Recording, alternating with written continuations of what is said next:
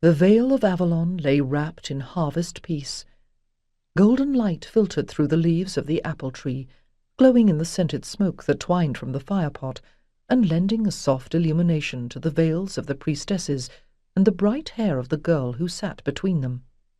In the silver basin before her, water trembled at the touch of breath, then stilled. Caillean, resting her fingers on Sienna's shoulders, felt the tension draining out of them as the girl's trance deepened, and nodded. She had waited a long time for this day. Let it go. That's right, she murmured. Breathe in and out, and look at the surface of the pool.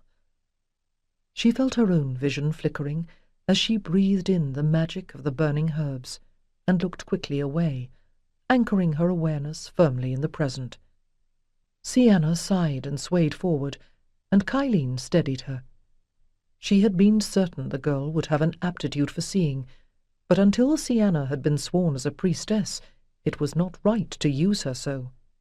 Then Gawain had run away, and the girl had moped and grown so thin, Caillean had forbidden her to work any kind of magic. Only in the past month had she begun to recover her spirits. It was a relief to Caillean to see it. The daughter of the Faerie Queen was the most talented of the young girls who had come to them for training, and no wonder with her heritage. The High Priestess had been harder on her than on the others, and she had not broken. This, if anyone, was the maiden who would be able to learn all of the ancient magics, and wield them when she herself was gone. "The water is a mirror," Caillean said softly, "in which you can see things far off in distance and time. Seek now the summit of the Tor, and tell me what you see." Sienna's breathing grew deeper. Caillean matched it, relaxing a little of her own control in order to share the vision while retaining her connection to the outer world. "I see the ring stones shining in the sun. The veil is laid out below. I see patterns, glowing paths that pass through the aisles, the shining road that comes up from Dumnonia and passes toward the eastern sea."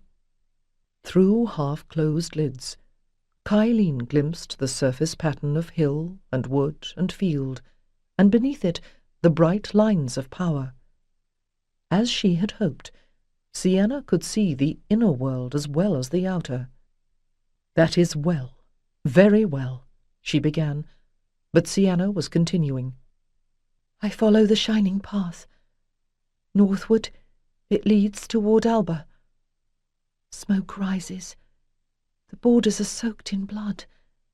There has been battle, and the ravens feast on the slain." "The Romans," breathed Caillean. When word of the uprising had come to them, the Druids had agreed to lend their power to help, and the priestesses, fired by their enthusiasm, were eager to join with them. Caillean remembered the first surge of exultation at the prospect of driving out the hated Romans at last, and then the doubt. Was this the right way to use the power of Avalon?